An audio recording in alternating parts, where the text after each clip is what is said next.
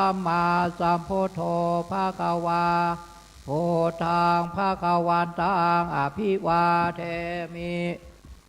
สวากขาโตภะคะวะตาธัมโมธัมมังนามัสสามิสุปฏิปันโนภะคะวะโตสาวกสังโฆสังฆังนามามิมะยังพันเตติสาลาเนนะสาหะปัญจศีลานิยาจามาตุเตยามปิมะยังพันเตติสาลาเนนะสาหะปัญจศีลานิยาจามาตะเตยามปิมะยังพันเตติสาลเนนะสาหะปัญจศีลานิยาจามะนะโมตัสสะภะคะวะโตอะระหะโตสัมมาสัมพุทธัสสะนะโมตัสสะภะคะวะโตอะระหะโตสัมมาสัมพุทธัสสะนะโมตัสสะภะคะวะโตอะระหะโตสัมมาสัมพุทธัสสะนะโมตัสสะภะคะวะโตอะระหะโตสัมมาสัมพุทธัสสะนะโมตัสสะภะคะวะโตอะระหะโตสัมมาสัมพุทธัสสะนะโมตัสสะภะคะวะโตอะระหะโตสัมมาสัมพุทธัสสะพุทธังสรณังคัจฉามิพุทธังสรณังคัจฉามิธัมมังสรณังคัจฉามิธัมมังสรณังคัจฉามิสังฆังสรณังคัจฉามิสังฆังสรณังคัจฉามิตุติยัมปีพุทธังสรณังคัจฉามิโอเตยัมเปพุทธังสรณังคัจฉามิตุติยัมปีธัมมังสรณังคัจฉามิโอเตยัมเปธัมมังสรณังคัจฉามิตุติยัมปีสังฆังสรณังคัจฉามิโอเตยัมเปสังฆังสรณังคัจฉามิตติยัมปีพุทธังสรณังคัจฉามิตติยัมเปพุทธังสรณังคัจฉามิตติยัมปีธัมมังสรณังคัจฉามิตติยัมเปธัมมังสรณังคัจฉามิตติยัมปีสังฆังสรณังคัจฉามิตติยัมเปสังฆังสรณังคัจฉามิปานาติปาตาเวระมณีสิกขาปะทังสมาธิญามิปานาติปาตาเวระมณีสิกขาปะทังสมาธิญามิอะทินนาทานาเวระมณีสิกขาปะทังสมาธิญามิอะทินนาทานาเวระมณีสิกขาปะทังสมาธิญามิกาเมสุมิจฉาจาราเวระมณีสิกขาปะทังสมาธิญามิกาเมสุมิจฉาจาราเวระมณีสิกขาปะทังสมาธิญามิมุสาวาตาเวระมณีสิกขาปะทังสมาธิญามิมุสาวาทาเวระมณีสิกขาปะทังสมาธิญามิสุราเมรยะมัจจปมาตัฏฐานาเวระมณีสิกขาปะทังสมาธิญามิสุราเมรยามัชฌะปมาตัฏฐานาเวระมณีสิกขาปะทังสมาธิญามิ อิมานิปัญจสิกขาปตานิสีเลนะสุขติงยันติสาธุสีเลนะโภคสัมปตาสาธุสีเลนะนิพพุติงยันติสาธุตัสสมาสีลังวิโสทะเยอามะพันเตครับต่อไปขอเชิญแม่ชีครับ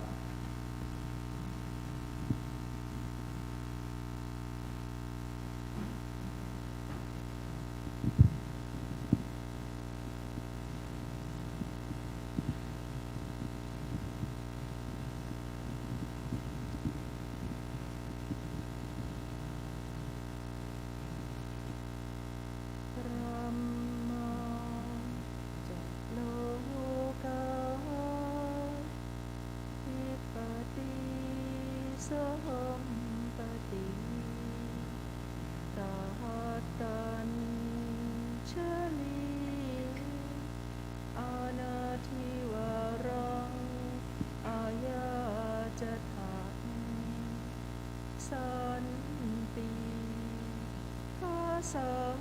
ตาอปาราชา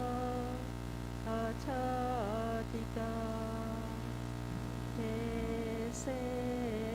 หิธรรมังอานุกรรมปิมังปะชังท้าวสหัมบดีพรหมเป็นบรมในพรหมมาทรงฤทธิ์ที่ศอกดาว่าบริษัททุกหมู่พรหมน้อมหานามสการประดิษฐา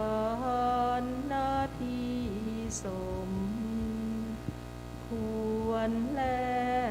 วจึงบังคมชุลีบา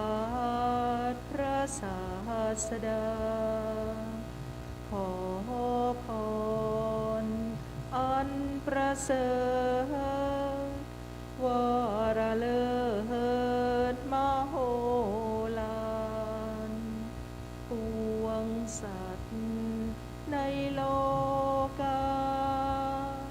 กิเลสน้อยก็ยังมีขอองค์พระจอมปราดสู่ท่านมาอันรู้จริงโปรดปวงประชานิท่านจงโปรดแสดงธรรมนิมนต์ท่านเจ้าข้าผู้ปรีชาอันเลิศล้ำโปรดแสดงพระสัทธรรมเทศนาประวาที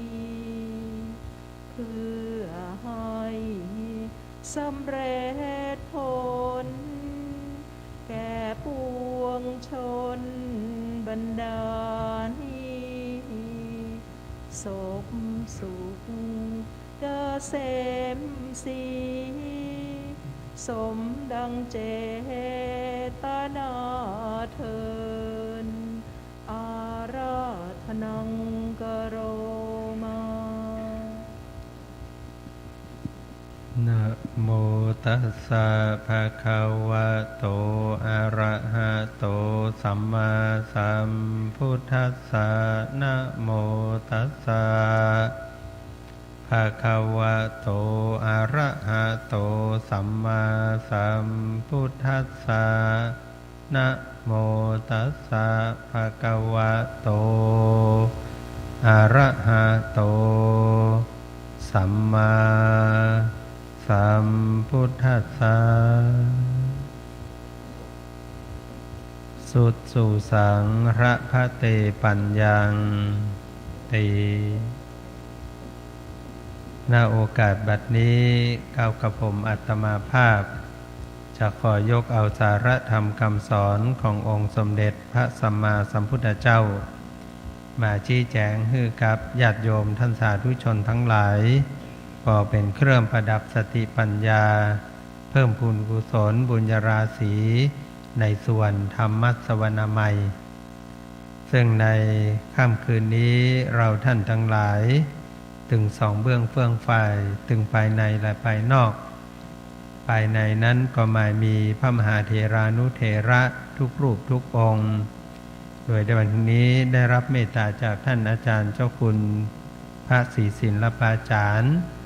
ท่านอาจารย์เจ้าคุณพระอมรเวทีวัดพระธาตุเจ้าสีจอมตองในเมตตาของหลวงพ่อพระสุวรรณเมธีซึ่งได้อยู่ประจวนพระเจ้าพระสงฆ์มาปั้มเพ็งปฏิบัติธรรมกำอยู่ปุญญาบารมีของหลวงปู่พระพรหมมงคลหลวงปู่ทองสิริมังคโรอันเป็นที่เคารพสักการะของเฮาท่านทั้งหลาย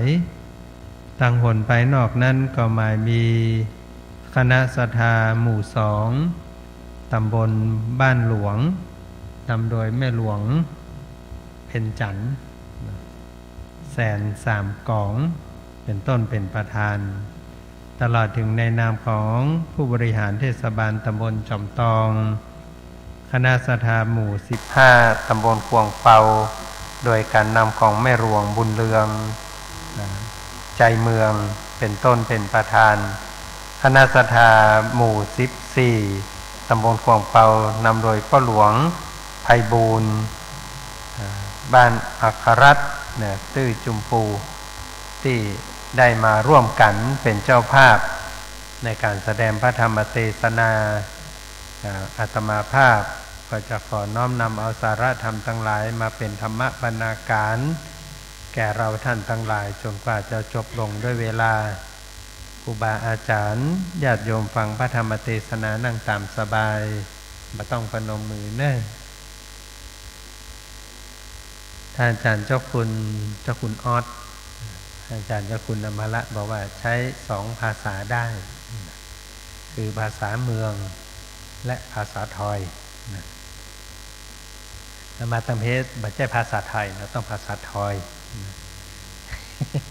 เสียงมันจะออกบ้านเฮาเนาะจะเอกลักษณ์อย่างไรเพราะว่าเสียงเฮาเนี่ยม่วนที่สุดเพราะว่าชาติที่ยิ่งใหญ่สังเกต2เรื่อง1มีภาษาพูดภาษาเขียนเป็นของตัวเองนั่นแสดงว่าเราพัฒนามาเหมือนจนกระทั่งสร้างภาษาของตัวเองได้ปุ๊บหูเลยว่าเป็นคนที่ไหนนะ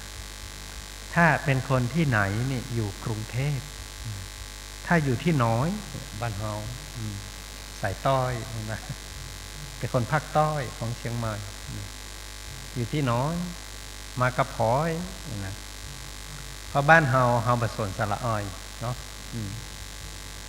ลงสายใต้มานี่นะอาจารย์เจ้าคุณออสสระออยมันมีความหมายสำหรับเฮาเราใช้สระออยเป็นหลักอยู่ที่น้อยนี่นะเป็นยังยอยนี่นะนี่เขาจะอยู่ทางเทภาษาพูดที่พูดแล้วบอกเลยว่าอันนี้จีนอันนี้เกาหลีนี่ญี่ปุ่นอันนี้ปากยออันนี้มงอันนี้จอมตองอันนี้ดอยเต่าอันนี้ฮอดนี่อมก๋อยอันนี้เมืองฝางอันนี้แป้น่านเชียงรายพะเยาสำเนียงแต่ละที่จะแตกต่างกันนี่มาจากภาคใต้นี่มาจากภาคอีสานภาษาพูดเป็นของเราอันที่2ภาษาเขียนก็มีเห็นตัวหนังสือปุ๊บโอ้นี่อักษรจีนเห็นตัวหนังสือปุ๊บอันนี้ภาษาล้านนาอันนี้ภาษาเกาหลีนี่ภาษาฝรั่งนี่ภาษารัสเซียนี่มีภาษาเป็นของตัวเองอันที่2ชาติที่ยิ่งใหญ่ได้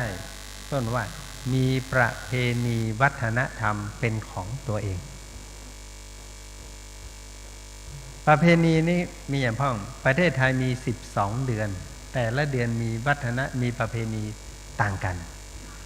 ที่จะแสดงออกถึงเอกลักษณ์ของความเป็นคนบ้านเฮาเนี่ยอีกไม่กี่วันจะถึงเดือน4เพ็งเรามีประเพณีอะไรเดือน4มกรานี่เป็นเดือน4เฮาเนาะเป็นเดือน4แล้วนะทำอะไร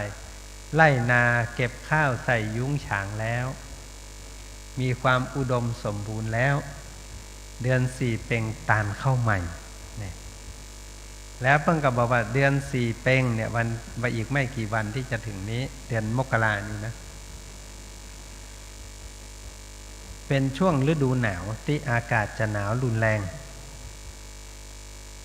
เราก็มีเอกลักษณ์ของเราว่าพระพุทธเจ้าแม้จากเราไป 2,500 กว่าปีแต่พระองค์ยังมีชีวิตอยู่กับเราโดยพระคุณแต่มีล้านนาเนี่ยพระพุทธเจ้าไม่ได้มีชีวิตธรรมดานะไม่หลวงกินข้าวได้ตัวดังนั้นเฮาก็เลยใส่ข้าวพระเจ้านะและมีคำทำนายว่าอะไรบากินมากปากแดงหัวแหลมถามปากบากินมากปากแดงหัวเป็นนามคือศีรษะพระพุทธเจ้ามีนามออกถามปากคือถามยังไงก็ไม่พูดไผ่อู้ตัวพระเจ้าถ้าพระเจ้าอู้นี่ก็ยุ่งเนาะปนาเนาะสบายดีครับหลวงพ่อนี่นะได้ไปไหนสักทีนี่ขณะพระมาปฏิบัติธรรมก็ยังลุกที่ไหนที่เบามาเนาะนั่งเฝ้าวัดพระธาตุจินตองนี่ตั้ง3 ปีที่แล้วหลวงพ่อเจ้าคุณครับโควิดมาเพื่อก็ไม่ได้ไปนอนนั่งเฝ้าศาลาอยู่เนี่ยอดทนสูงมากวันนั้นเรานั่งปฏิบัติธรรมนี่ชั่วโมง2 ชั่วโมงนี่เราดูหลวงพ่อไม่ได้ไปไหนเลยนะถามปากไม่ได้เคี้ยวหมากแต่ปากแดงถามว่าทำไมถึงต้องทาปากแดง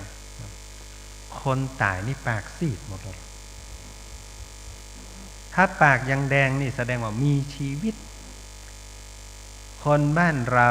ล้านนาเนี่ยต้องการให้พระพุทธเจ้ามีชีวิตกินข้าวเนี่ยมะเจ้าก็ใส่ข้าวพระพุทธฉันไม่รู้แหละแต่ใส่ทุกวันสบายใจเอาน้ำให้แดมน้ำบนนั้นนะมีน้ำต้นใส่คนโทตักน้ำให้เพราะท่านอยู่กับเรามีชีวิตอยู่กับเรามามีไผ่ปั้นพระพุทธรูปมรณภาพนะ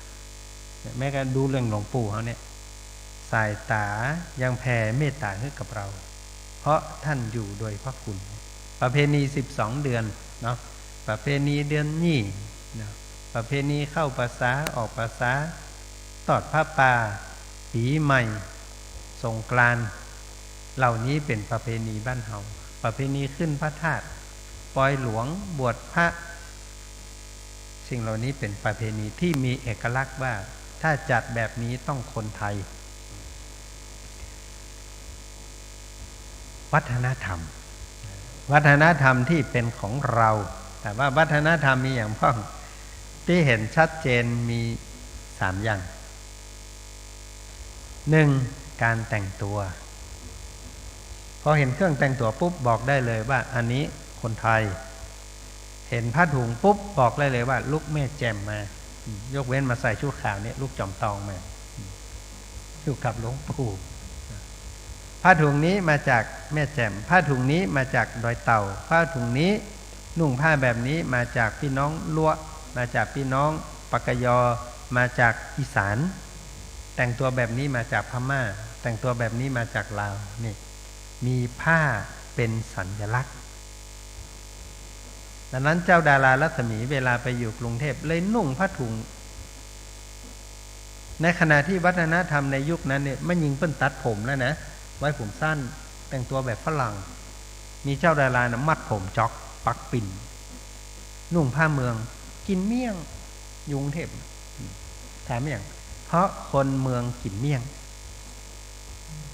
เคี้ยวเมี่ยงเป็นเอกลักษณ์กี่เข้าแล้วอมเมี่ยงสุบุรีเนาะนี่เป็นเอกลักษณ์ของเรามีอย่างแถมอาหาร จอผักกาดเชียงใหม่แน่นอนนี่แต่ภาคเหนือเนี่ยกินจอผักกาดนะคุณพ่อนะแต่ระมัดสมันเนี่ยคุณอ่ะกรุงเทพคุณอ่ะแกงไตปลานี่บ้านเฮาหม่อมหมีต้องเป็นภาคใต้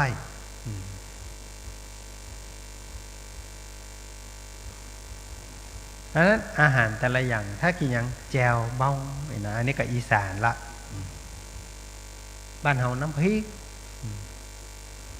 กินข้าวกับหอกินกับโยนี่นะมันในลูกแม่งสอนมากินกับโยนี่ถามว่าอะไรอย่างโยน้ำพริกโยน้ำพริกก็แปลว่าโยโยก็แปลว่าน้ำพริกนั่นนะฉันถามแต่แค่ก้าวหยางกินน้ำพริกโยจะโยหยางโยจีนโยบะเขือส้มโยป่าโยปูก็นั้นแล้วแต่เหมาะถ้าไผ่ลูกถ้าไผ่อยู่ที่แม่ห้องสอนโยเป็นภาษาเปื้อนแปลว่าน้ำพริกขึ้นอยู่กับน้ำพริกเหมือนกันอาหารก็เป็นวัฒนธรรม 3. ที่อยู่ที่อาศัยเห็นบ้านปุ๊บบอกได้เลยว่านี่บ้านสันป่าตองนี่บ้านจอมตองบ้านแม่แจ่มอันนี้เรือนไทยอันนี้เรือนอีสานนี่เรือนภาคใต้อันนี้บ้านทรงฝรั่งที่อยู่ที่อาศัยเป็นตัวบอกอันนั้นเวลาที่เราท่านอยู่ร่วมกันก็ว่าคนเดินทางไกลเดินทางมากจะมีประสบการณ์ฉะนั้นครูบาอาจารย์เฮาท่านทั้งหลายเลยต้องเดินทางศึกษาปฏิบัติธรรมไปตามที่ต่างๆถามท่านอาจารย์เจ้าคุณว่ามีพระกี่รูปว่าประมาณ90กว่าถึง100รวมพระวิปัสสนาจารย์ก็100กับญาติโยมแถมก็100กว่าเพราะว่าโควิดมา3ปีเราไม่ได้จัดกิจกรรมเรากล้าหามาจัดนั้นก็เลยมีพระมา90กว่าถามว่าโควิดหายไปหรือยังเปิ้ลบอกว่าที่ข้างหนองหลวงเนี่ยรุนแรงเลยต้องปิดจมูกไว้แต่หลายคนก็ปิดไม่ได้เอาแมสมาใส่กับปิดมาได้แล้วเพราะนั้นถามว่าเอาออกทำไมเอาปิดไม่ได้เหม็นโต๊ดมันเหม็นโต๊ดนี่มาเกี่ยวกับแมสนะมาได้แปรงฟันเปลี่ยนแมสมาใส่ดมขี้เขี้ยวดูเก่าแต่หมอก็บอกว่าประกาศว่าโควิดเป็นโรคประจำถิ่นครับหลวงพ่อเจ้าคุณศรีขนาดบอกว่าเป็นโรคประจำถิ่นก็ยังเหมือนเฮาถอดแมสเนี่ยแต่จากประสบการณ์3 ปีครับหลวงพ่อบ่เคยเป็นเลยต้นเดือนตุลาที่ผ่านมาโยมนิมนต์ไปกรุงเทพเพราะเปิ้นปล่อยแล้วเนาะไปลงที่สุวรรณภูมิฝรั่งเตลออกมายับๆเพราะนั้นเขาพอไปแล้วมันออกมาอาจารย์เจ้าคุณครับมันบ่ใส่แมสสักคนเลยนี่ก็คนไทยใส่เขาก็เลยมีความรู้สึกว่าโอ้เปิ้นมาบ้านเฮาเพิ่นยังบ่ใส่เขาก็บ่ใส่ก็ถอดแมสเลยเดินแลกกันไปเลยไม่มันก็เรากลับมาถึงเชียงใหม่เมื่อยไปตรวจเจอ2 เข็มมั่นใจวัคซีนแล้วนะ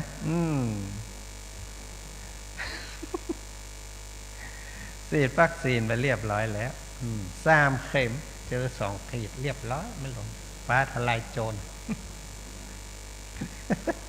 ฉันฟ้าทลายโจรเสร็จเรียบร้อยโทรไปหาคุณหมอว่าคุณหมออาตมาเป็น2 ขีดคำตอบจากอาจารย์หมอแม่หลวงเพิ่นบอกว่าเป็นมะไดครับพระอาจารย์เป็นตะวาโอ้สบายมากพระอาจารย์ไอไหมบ่ไอหายใจเป็นได้พ่องสบายฉันยาหรือยังฉันฟ้าทลายโจรไปแล้วตั้งแต่เมื่อวานถ้าอย่างนั้นฉันต่อไปไม่ใช่หายนะฉันต่อไปบักเกิน3 วันรับรองหาย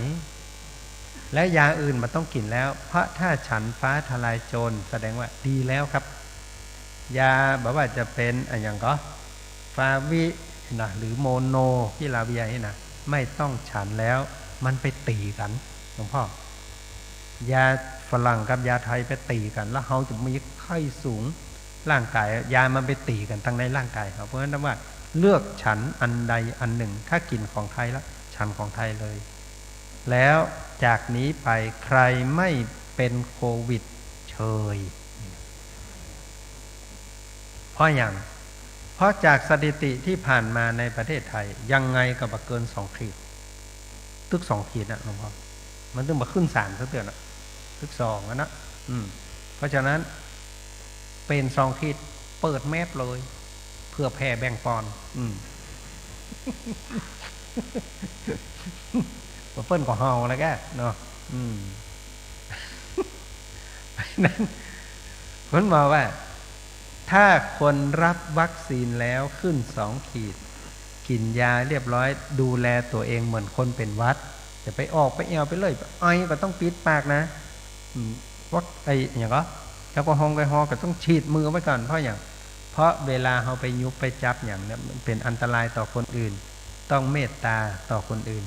แต่ตัวกาวฮอนดีสุดคือพัก3 วัน4 วัน5 วันก็ออกนอกพื้นที่จะบ่เกินนี้เหมือนว่ามันจะเหมือนคนเป็นหวัดเพราะฉะนั้นเป็นไปเลยเป็นปอยบอกมันอ่ะเนาะก็มามันกว่าเฮานั่นนะถ้ามรณภาพเนี่ยใดโอ้ยิ่งบ่ต้องกลัวเลยมันมาอยู่กับเฮาก็ตายไปด้วยเฮานะบ่ต้องห่วงนะ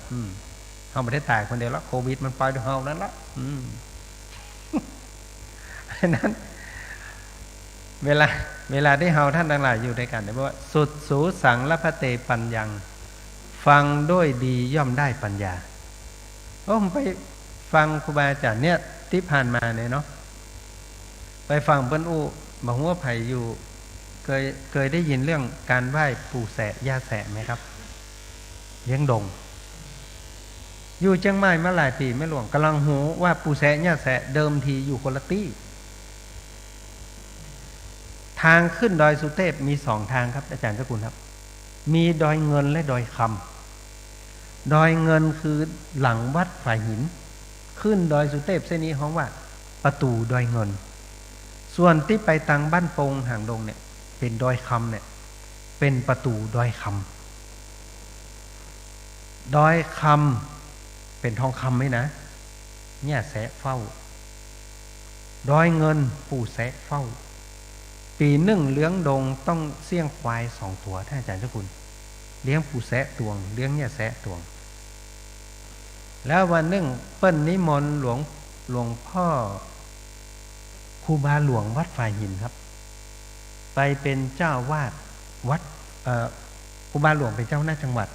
เปิ้นเลยนิมนต์ไปอยู่ที่วัดฝ่ายหินครูบาเพิ่นก็มาเพาะเขาก็มาฆ่าควายติ่นเข้าใดวัดเนี่ยก็มาใกล้วัดนั่นหรอกประตูดอยเงิน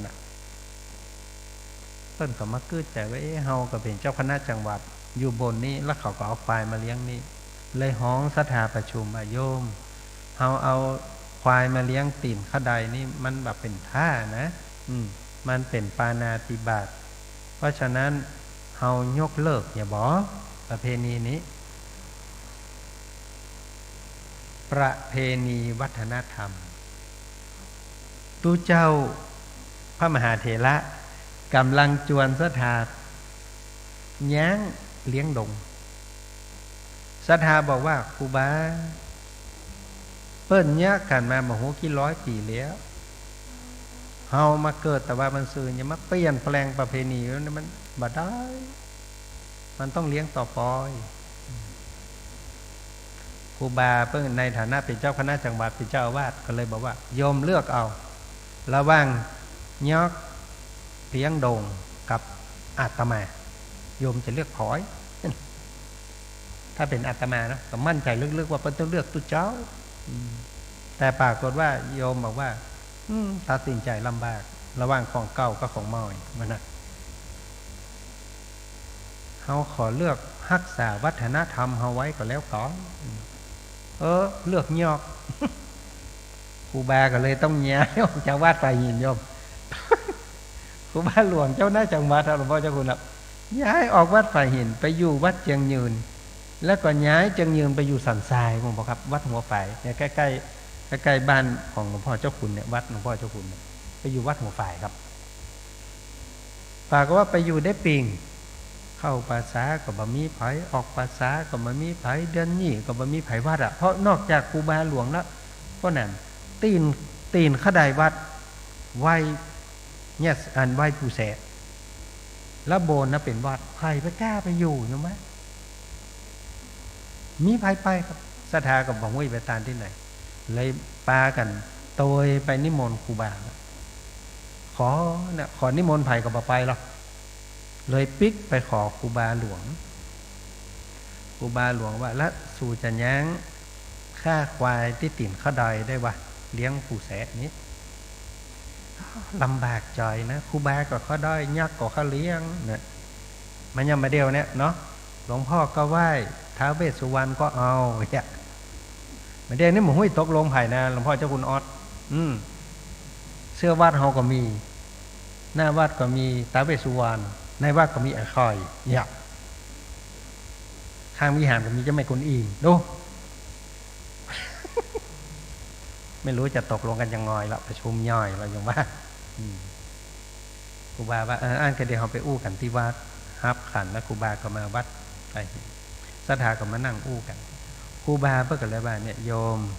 แท้ที่จริงแล้วนะผู้แสะกับย่าแสะเนี่ยเพิ่นเป็นผัวเมียก่อนแต่ก่อนแถวนี้บ่มีคนเฝ้าเพราะมันเป็นทินเมืองแร่ของเจ้านายเปิ้นเลยฮื้อยักษ์สองตนเนี่ยเฝ้าคนละตี้แต่บัดเดี๋ยวนี้เฮามีวัดแล้วเฮามีพระธาตุแล้วตู้เจ้าก็มีแล้วเรือตี้เนี่ยแต่ก่อนดอยคำมามีตู้เจ้าเรือดอยคำน่ะเปิ้นมีตู้เจ้าเพราะฉะนั้นนี่ล่ะอันนี้ก็เกิดบัดตาลเมื่อนะฟังเขาเล่ามาเหมือนกันนะเพราะฉะนั้นนี่ล่ะเนี่ยร้อยเฮาก็ฮื้อดอกปู่แสะเนี่ยเปิ้นปีกไปอยู่กับครอบครัวเปิ้นเนี่ยแกปีกไปอยู่กับลูกกับเมียเปิ้นน่ะแล้วไผจะเจิญไปปู่จ๋านะแกเรื่องครอบครัวเป็นเรื่องปู่เจ้าในที่สุดแล้วโยมตั้งในบ้านในเมืองเชียงใหม่ได้แต่งขันครับหลวงพ่อเจ้าคุณครับดาขันอาราธนาเอาปู่แสะไปอยู่ดอยคอมแถมพระบท1 แผ่นเนี่ยแต่ก่อนพระบทมีเพศนะไหว้นี้แล้วถึงเอาไหว้ปุ้นแล้วก็แห่เอาปิ๊กมาไว้วัดป่าหินครูบาเลยให้เอารูปพระบทเนี่ยโตยปู่แสะไป MOU กับคุณย่าแสะที่ดอยคอมเนี่ยเลยอยู่ด้วยกันเต้าวันนี้แต่ก่อนเคยฆ่าควาย2 ตัวไม่ได้เรียกตัวเดียวแบ่งกันกี่2 คนนั้นก็มาเดือดร้อนอันนี้ฟังเพิ่นมานะฟังเพิ่นมานั้นเวลาที่เราฟังเรื่องนี้ก็เป็นดิมวดมันจะแท้ไปแต่ก็เปิ้นเล่ามาแล้วก็ครูบาหลวงเปิ้นก็อยู่หันแล้วศรัทธาก็ถามว่าแล้วเราจะเอาอันอย่างมานะกูเตี้ยมันเกยไหวครูบาก็เลยว่าเนี่ยข้าใดเฮาเนี่ยมันลงจากวัดลงไปที่แต่ก่อนเป็นนาเป็นหนองน้ำหรอกที่หั่นน่ะในก็มีข้าใดสูงอย่างนี้แล้วเฮาก็จัดประเพณีตักบาตรเทโบแตนเนี่ย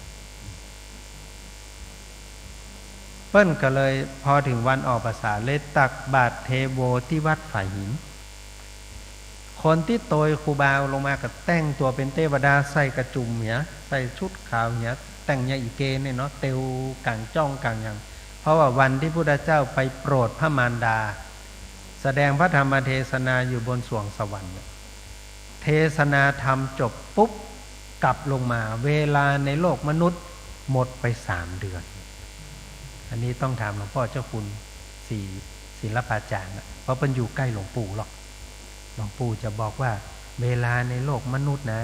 100 ปีนะบนสวรรค์นะวันเดียวยังมาเข้าคืนเนี่ยนะวันเดียวดังนั้นพุทธเจ้าขึ้นไปเทศทำ1 ผูกโปรดพระมารดาเนี่ยปิกลงมาตั้งลุ่มเนี่ย3 เดือนเลย3 เดือนเทวดากับลงมาส่งพญานาคกับแปลงกายลงมาน่ะเป็นบันไดเงินบันไดทองบันไดแก้วตอดลงมาแล้วตั้งลุ่มเหรอพระพุทธเจ้า เมื่อหันว่าเทวดาทั้งหลายลงมาแล้วคนทั้งหลายก็มารอใส่บาตรเหมือนเขามารอใส่บาตรพระปฏิบัติธรรมเลยพุทธเจ้าก็เลยมาอธิษฐานว่าในหนึ่งชีวิตเนี่ยเพิ่นอันนี้เพิ่นว่าพระพุทธเจ้าของเราจะมีพระชนชีพนะอยู่ถึง 1,200 ปีในยุคนี้นะแต่เปิ้นมีเมตตาว่าคนทั้งหลายชอบถามว่า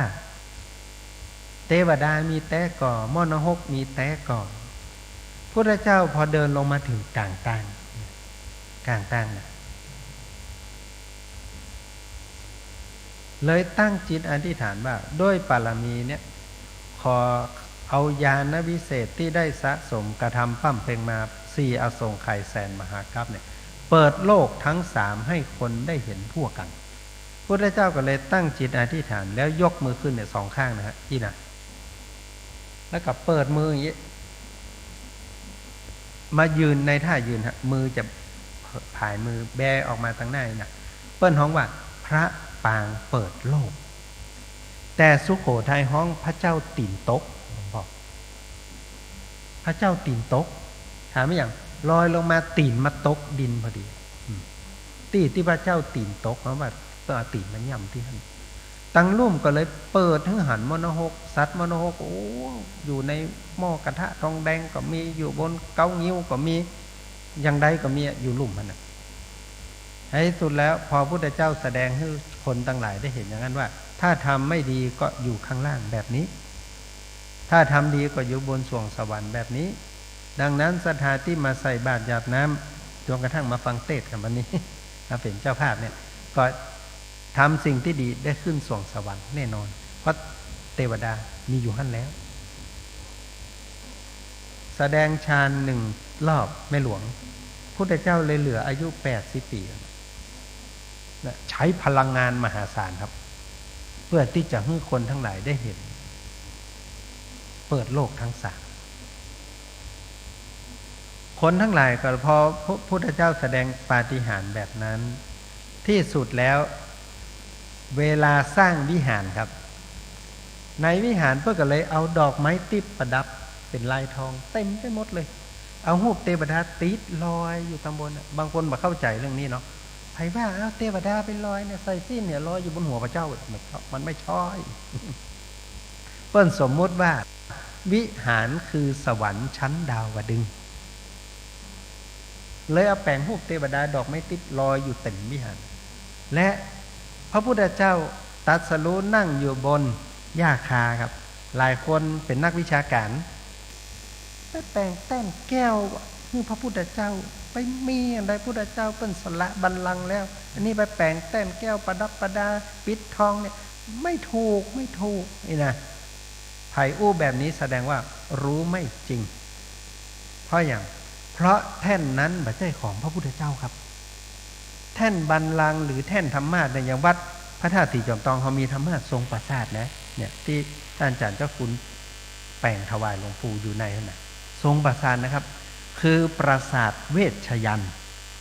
ที่เท้าพระอินทร์เนี่ยนั่งอยู่ครับแล้วพุทธเจ้าบอกว่าเนี่ยพระมารดาอยู่บนสวรรค์ชั้นดุสิตแต่ตอนเทศขอมาเทศที่จันดาวดึงส์เพราะที่เนี้ยคนมากันได้หลายพระอินทร์เลยลงบัลลังก์ครับแล้วยกวัชระอาสน์ที่นั่งของเปิ้ลให้พระพุทธเจ้าขึ้นนั่งแสดงธรรมแท่นแก้วในวิหารเลยเป็นแท่นวัชระอาสน์ของพระอินทร์เพราะนั้นเลยติดแก้วติดคำตึงมันหมายจะแท่นพระพุทธเจ้านะสมมุติว่าบนวิหารมีที่นั่งของพระอินทร์บนวิหารคือสวรรค์ชั้นดาวดึงส์นั้นพอเตียวลงจากวิหารครับเลยมีพญานาคปาบที่ขดายสมมุติเหมือนที่พุทธเจ้าลงจากสวรรค์ชั้นดาวดึงส์วิหารเพราะอย่างเพราะคนไปบนวิหารบ่ได้คิดเรื่องอื่นเพราะนั้นคิดก็ไปใส่บาตรคิดก็ไปฮื้อตามไปรักษาศีลไปแผ่เมตตาทำ3อย่างนี้อยู่บนสวงสวรรค์แน่นอนอันนี้ก็ฟังเบิ้ลแมนฟังเบิ้ลแมน นั้นเฮาเวลาได้ฮื้อตาเนี่ยจะทำเมื่อเฮานี่ได้มีโอกาสเนี่ยอย่างหลวงปู่เพื่อถึงว่าทานศีลภาวนา3อย่างเนี่ยอย่าประมาทเนี่ยโอวาทสุดท้ายที่หลวงปู่ให้ไว้ว่าอย่าไปประมาทอันนี้ผมก็ฟังมาเหมือนกันมีพี่น้องบนดอยแม่หลวงไปได้ยินครูบาเทศน์นี่ยากะเล่าให้ฟังยาครับท่านอาจารย์เจ้าคุณครูบาดีแต่ขอนิมนต์ไปฉันเข้าที่บ้านเฮาได้ก็มันน่ะก็ถามว่าแล้วอันบ้านสูมีน้อยลายดอยนี่บ่ได้ครูบาก็เลยห้าปากนิมนต์ปวดโทธโมสังโฆเพื่อจะไปถึงได้เพราะนั่นปกค้อมนี่บ่ได้โยมยังบอกว่าบ้านโยมอยู่ก้อยครูบาจะไปโจมเฮาไปวัดเฮายังบ่โจมมันพี่น้องบนดอยนะบางทีมันก็ดีอย่างนะเปิดเขาอู้เนี่ยเปิดก็อู้หรอกอันนี้จะแต้มมันนะส่วนว่านะพี่น้องแยงมากันเนี่ยเดี๋ยวเพิ่มหื้อห้องยางเนาะแต่ก่อนครูบาเพิ่นว่าพี่น้องแยงมาเฮ้ยหรอครูบาฮู้ได้แบบบ้าหมู่เฮามาทราบกินมาตั้งปูนแล้วครูบานี่ดีขนาดนะถ้าไปอยู่บ้านเฮาอย่างเอาไปไล่เหล้าวะนะเอาครูบาเป็นหมาน้อยกันแล้วเราไปไล่เหล้านี่มูดังดีว่ะมันข้าบ่ามันก็ว่านะโป้ไปเนาะมันมาเก็บไว้ในใจละเอาอย่ามานั่งเกรงใจครูบาก็ไปถึงแล้วอันละจะนิมนต์ครูบามาฉันเข้ามาทำบุญนี่มันมืดมาค่ำอะไรเงี้ยด้อยเนี่ยปีกกับปะตันนั่นแหละบัดทั้งปีครูบานิมนต์นอนนี่แหละเขาอยากจะทำบุญอยากจะขึ้นบนสวงสวรรค์อย่างที่ครูบาเทศนะแกแล้วอย่างไหนวันพุธก็สันครูบาก็เลยว่าแล้วครูบานอนไหนนิมนต์ไปนอนกับโต๊ะนะบ้านมามีวัดมามีบ้านมีแต่มันเป็นที่อยู่ฮอล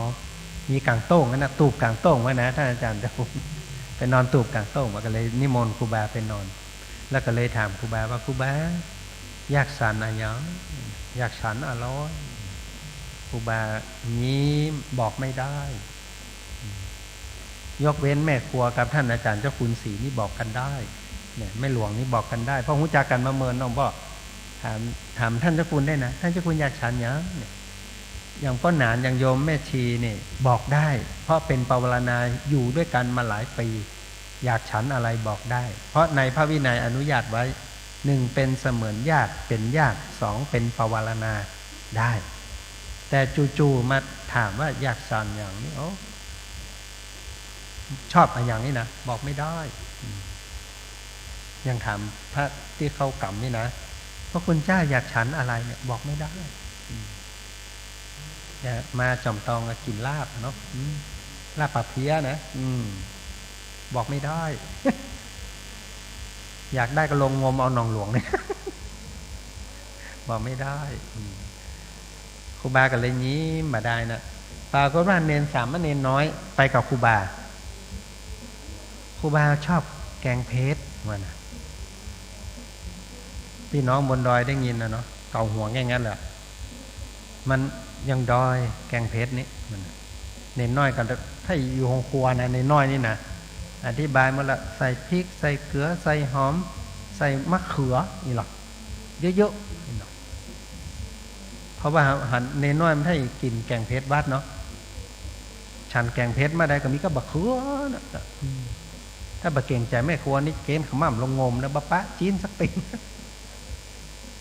มันแกงเพชรบะเขือได้เนี่ยเปิ้นงดลื่นเริงนะตึงนะมุดามีพระที่วัดผมนั่งกรรมฐานได้ยินเสียงเพลงเนี่ยตำบลหนิมครับพุทโธพุทโธนะแต่หัวไม่ตีนดิ้นติ๊กติ๊กติ๊กอ่ะตัวจังหวะเพลงตลอดเลยอ่ะถ่ายว่านั่งแล้วสังพอออกกรรมฐานแล้วถามว่าหลวงพี่ต้นเป็นไงบ้างเพลงคาราบาวขึ้นเนี่ยผมร้องตามทุกเพลงนะครับอาจารย์หัวไม่ตีนตัวจังหวะเป็นนักดนตรีไปบวชนึกว่าบ่ได้ยินว่าวันนี้ทำสมาธิดีขนาดแบบมาทุกเพลงจิตใจมั่นคงเน้นน้อยพออธิบายเสร็จ แต่แกงเผ็ดนะมันจะเป็นแกงเผ็ดไม่ได้เลย ถ้ามันขาดกะทิมันยังได้กะทินี่บักเป้าขูดแล้วก็บีบน้ำกะทิใส่อ๋อโชคดีที่บ้านมีมะพร้าวแก่เลยถามว่าแล้วครูบาฉันข้าวกี่โมงครูบาบอก7 โมงโอเคพรุ่งนี้7 โมงเจอกานี่แหละกลับไปแล้วพอโยมปิ๊กไปครูบาอบรมเนนน้อยเลยเนนครับใครสั่งสอนเนนว่าครูบาชอบแกงเผ็ดก็ผมเห็นครูบาไปฉันข้าวที่ไหนก็มีแกงเผ็ดนี่นะก็เพราะไปที่ไหนก็มีนั่นแหละเนนไม่รู้เหรอครูบากายเน้นสังเกตกับถ้วยแกงเผ็ดบักเขือนี่อยู่ในท่าใดนะอยู่ท่านอนม้าหมดอยู่โดนลมเนาะไม่ต้องมาได้ลงน้ำกันแล้วไม่เพี้ยวนะใต้ขนาดนะและไปบอกอย่างนี้ผิดวินัยนะเนนนะไปบอกว่าครูบาอยากฉันอันนั้นอันนี้เนี่ยผิดวินัยดังนั้นต่อไปอย่าพูดอย่างนี้เวลาโยมถามว่าอยากฉันอะไรถ้าจะตอบต้องตอบว่าอะไรก็ได้เพราะชีวิตเรากับโยมเนี่ยเป็นอันหนึ่งอันเดียวกันโยมกินอันใดเราก็ฉันอันนั้นอย่าสร้างความลำบากให้โยมเน้นน้อยว่าครับผมจะจำไว้เรียบร้อยปรากฏว่ารุ่งเช้า7 โมงแม่หลวงเงียบแซ่บไม่มีใครมาสักคนเนนก็เล้งพอ8 โมงยังมาหอนเตื้อเนนน้อยเริ่มเอามือลูกขี้ปุ่มมาแล้วครูบาครับอย่างสงสัยทางนี้นาฬิกาคงเรือนใหญ่อย่างมันคงยังมาถึง7 โมงบ้านเขาเนี่ยผมหิวแล้วครูบาได้จังหวะเลยอบรมเนนต่อเลยเนี่ยเป็นเพราะเนนถ้าเนนบอกว่าอะไรก็ได้นะท่านอาจารย์เจ้าคุณออสได้ฉันแล้วอันนี้ไปบอกเปิ้ลจาบดีเนี่ยป่านนี้ยังแก่งมาแล้วเดี๋ยวโมโหเพราะมันไม่ใช่อาหารบ้านเปิ้ลมันเป็นอาหารบ้านเฮาครับผมเป็นความผิดของผมครับเป็นนิดหน่อยนะอู้กันได้กรรมเดียวเตียวมา3 คนมา3 คนพ่อแม่ลูกมาถึงพวกใบสาครูบาขอสุมาเนอะจ้าไปนอนหิวแล้วก็ครูบาบอกบะเป็นยังบะเป็นได้ยังไงขนาดเฮายังหิวนี่มันถามนิดน้อยหิวก่อนนิดน้อยก็งอกหัวมากล้าตอบนี่ล่ะเอาถ้วยมาถ้วยจัด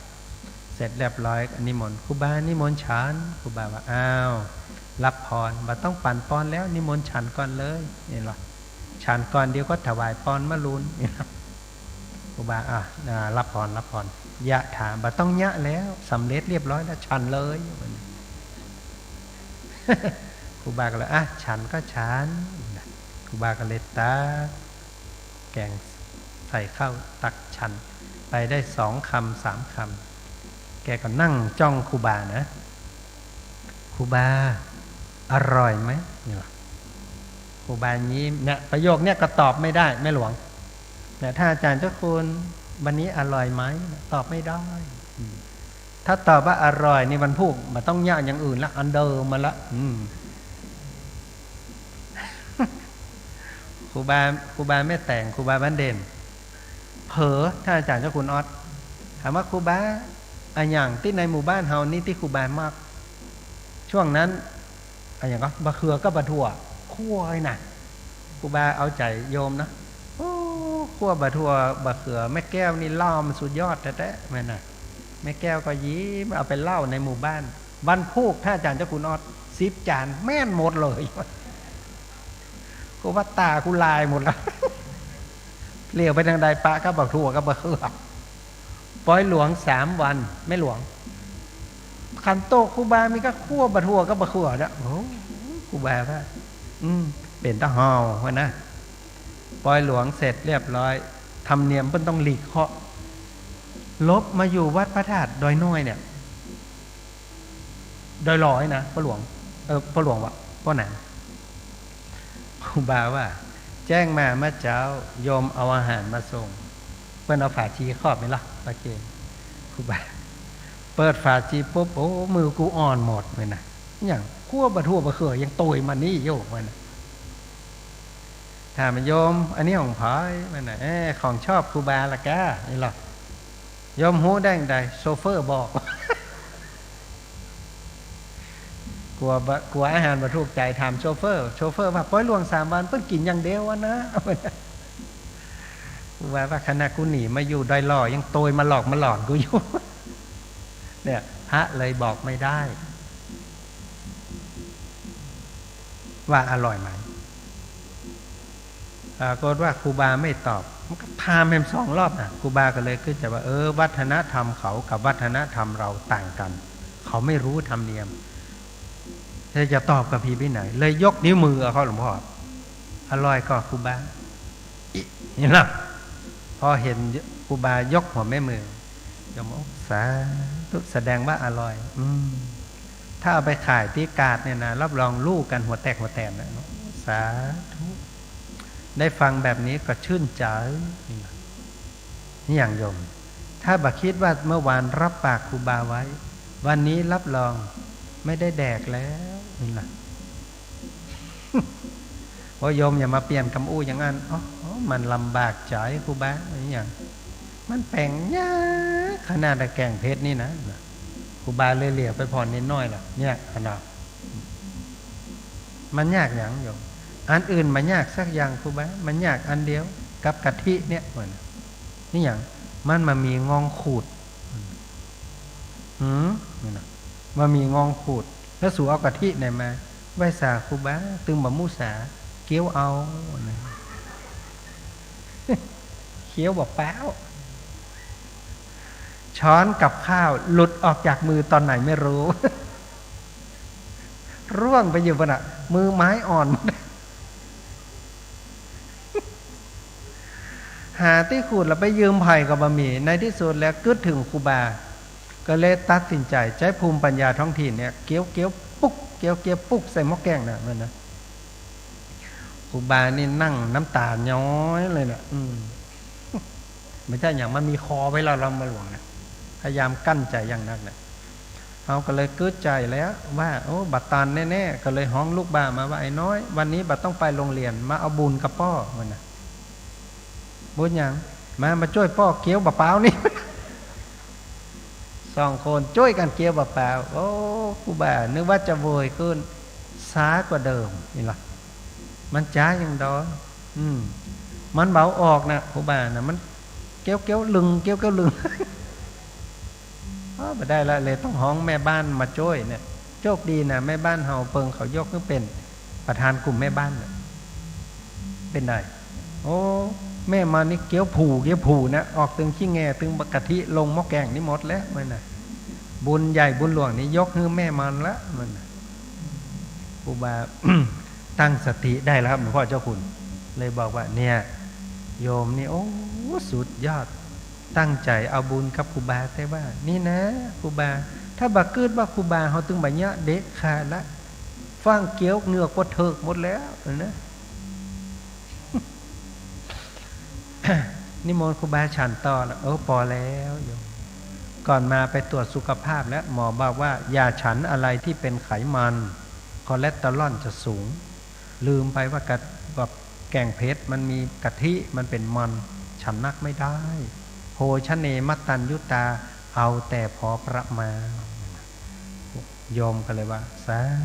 ธุเอาบุญกับครูบาที่เหลือนี่นิมนต์ฉันเน้นฉันต่อนะนี่หรอเน้นน้อยว่าใดครูบาครับผมฉันเฉพาะมื้อเพลนนี่หรอครูบาเหลียวโมกตาเขาใส่มาเนาะแกงเพชรก็มากับมอน พอหันครูบารับเคาะแล้วมันเล่นปล่อยครูบาเลยนะพอครูโยมกลับถ้าอันที่เหลือนี้เก็บเอาไว้ฉันมื้อเพลนบอกครูบาครูบาว่าโยมอย่าทำอย่างนั้นมื้อไหนมื้อนั้นนี่นะที่เหลือนิยมก็ไปแบ่งกันกินเลยแจกภัยบักเกยกินก็แบ่งกันปล่อยแล้วมื้อเพลนครูบาจะฉันอะไรก็ได้ขอมันบะใส่กะทิได้หมดโยมอินดูโยมมันนะ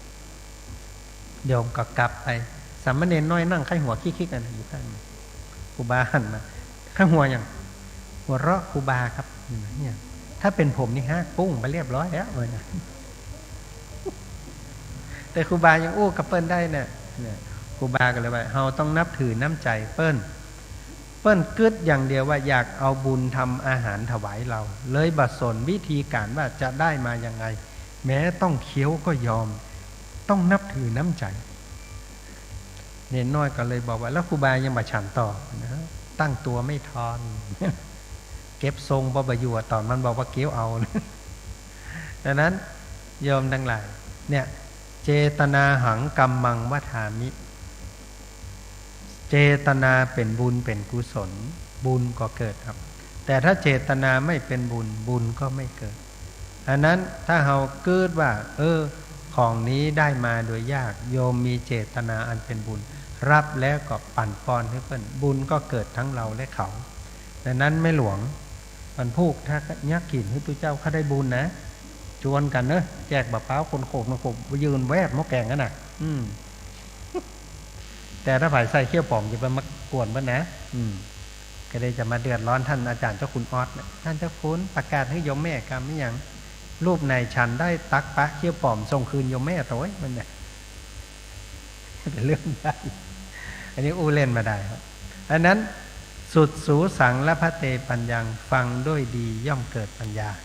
แต่สิ่งที่ได้นั่นก็คือเพิ่นบอกว่าพระพุทธองค์ทรงตรัสว่าอาหารที่โยมมาถวายถ้าเราโยมไปเจอพระรูปไหนบอกว่าโยมอาตมาฉันเจนะเนี่ยโยมเอาไส้อั่วกับขาไก่ทอดวางอยู่บนถ้วยเนาะรอใส่บาตรเฮาไปบิณฑบาตแล้วไปบอกอยู่ว่าโยมอาตมาฉันเจแสดงว่าพระรูปนั้นไม่ใช่พระจริงเพราะอย่างเพราะชีวิตเราเนื่องด้วยโยมครูบาอาจารย์บอกว่าบิณฑบาตไปตามลำดับบ้านไม่เลือกเว้นใครเจตนาเขาเป็นบุญฮับมาไว้ครับแล้วเวลาฉันท่านจะปฏิสังขารโยจะฉันอันไหนไม่ฉันอันไหนไปเลือกตอนนั้นบักกินจีนก็ละว้อยกินข้าวบดายก็ด้อยนั่นนะแต่ถ้าบอกหรือยิ่งบางคนบอกว่าอาตมาบาลัดข้าวนะโยมนะเพราะจะต้องเดินทางไกลขอรับเป็นปัจจัยนะอันนี้ก็ปล่อยเพื่อซ้อไปทางหน้าแล้วบัดถ้าไปยุ่งกับเพื่อนเพราะที่นี่ไม่มีองค์ไหนทำนะ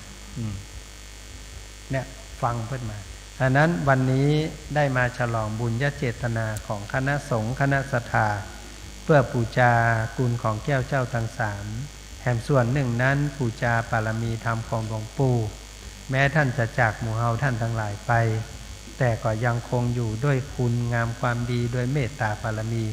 ที่มีต่อพระลูกพระหลานมีต่อหมู่เฮาท่านทั้งหลายนั้นก็เลยได้มาฉลองบุญญาเจตนากุศลเจตนาของคณะสงฆ์คณะศรัทธาซึ่งในเมตตาในค่ำคืนนี้ท่านอาจารย์เจ้าคุณพระศรีศิลปาจารย์ท่านอาจารย์เจ้าคุณพระอมรเวทีพร้อมกับพระเถรานุเถระที่มาร่วมปฏิบัติธรรมทุกรูปทุกองค์ตลอดถึงพ่อแม่พี่น้องคณะศรัทธาบ้านหมู่2ตำบลบ้านหลวงนำโดยแม่หลวงเพ็ญจันทร์แสนสามของตลอดถึงคณะผู้บริหารเทศบาลตำบลจอมตองคณะศรัทธาบ้านหมู่15ตำบลขวงเปานำโดยแม่หลวงบุญเรืองใจเมืองและก็คณะศรัทธาหมู่14ตำบลขวงเปานำโดยพ่อหลวงไพบูลย์ตื้อจุมปูบ้านอัครรักษ์พร้อมกับญาติโยมทุกผู้ทุกท่านได้มาร่วมกันทำบุญบำเพ็ญกุศลในค่ำคืนนี้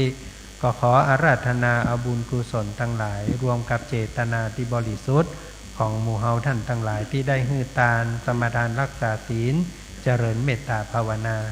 ส่วนหนึ่งนั้นก็ถวายเป็นพุทธบูชาส่วนที่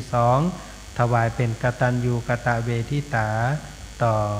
ทิพวิญญาณของหลวงปู่พระพรหมมงคลหรือว่าหลวงปู่ทอง